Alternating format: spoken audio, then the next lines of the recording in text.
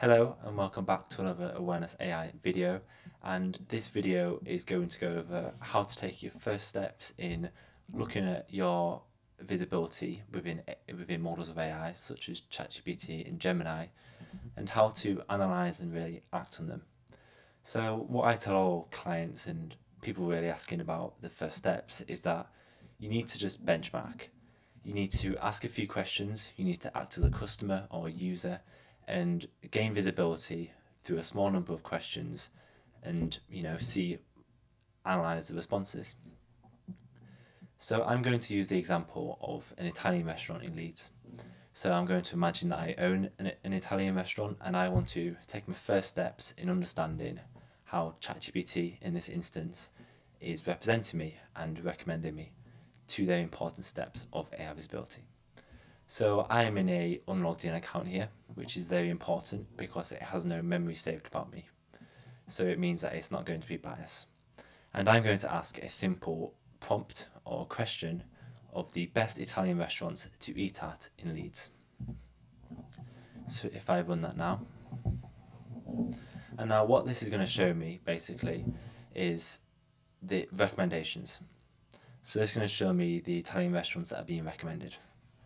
And now let's imagine, so straight away we can see it has recommended 8 and it has actually narrowed that down to 3. So let's imagine that my Italian restaurant isn't within these 8 recommendations. I'm going to look here and first of all notice that I'm not in these recommendations. So there's an area for improvement there immediately, knowing that I'm not in. But now zooming out and thinking, okay, why is it important to understand that I'm not in these recommendations? So as more and more users and customers, especially for restaurants, are going to ChatGPT to ask for recommendations. So it's their first time in Leeds, that they don't know what to eat. More and more people are asking ChatGPT rather than asking Google. And ChatGPT is responding in this way, recommending these 8 restaurants and even narrowing it down to 3. So if my Italian restaurant isn't being recommended, the direct impact of that is that I'm going to be losing out on customers. And now, where do we go from here? So it's important to understand, and through a lot of my research, how this answer was actually formulated. So then we can analyze how we can get my Italian restaurant within the answer. So first of all, what you want to do is click on sources. So you want to understand where ChatGPT has got its information from to provide this recommendation.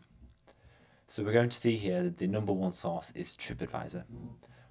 The 10 best Italian restaurants in Leeds. And now what ChatGPT has probably done here through all these sources is analysed them and it's basically taken the information, a top 10 list or top 8 here, and repeated them and put them into this chat.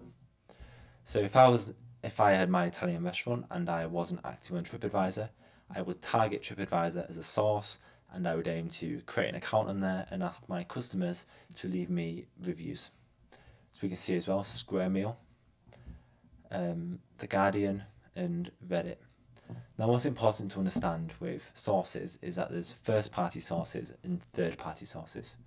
So third-party sources are sources that you can't really control, but you can create presence on, for example, TripAdvisor and Square Meal. And then third-party sources would be your own website, sources you can control. So if we look at here, we see hardens.com, which I believe is a first-party source.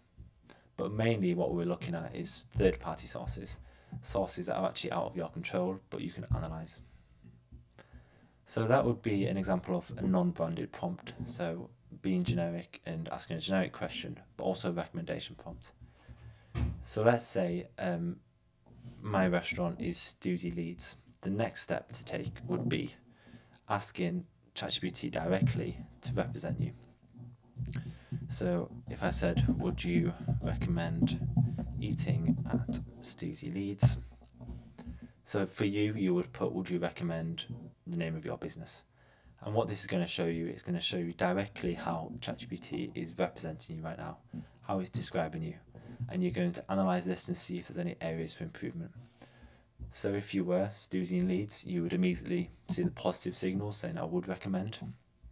However, you would focus on this one bit, saying that there's a caveat, saying that it's not a traditional menu, it's got smaller portions and it's expensive. Now maybe that's true, maybe that's not true. So this would be an area for improvement for Stuzy leads, and that would be something that you've seen and you'd create an opportunity for. And that leads me into the steps after this. So once you've run a few prompts and figured out where the opportunities are, you may then struggle to create opportunities. So the next step, of course, would be increasing the volume of prompts or questions asked and actually understanding and gaining opportunities to help. And then that is where AwarenessAI will come in. So AwarenessAI will increase the volume of questions. So we will run 15, 50 or 100 questions on multiple large language models or AI models. And then we will provide you opportunities off the back of that. So that's really, once you've gained your first benchmark, you've asked a few questions, you want to increase that. And then from there, you're going to hopefully be seeing an improvement in your recommendations and your representation within models of AI, such as ChatGPT here.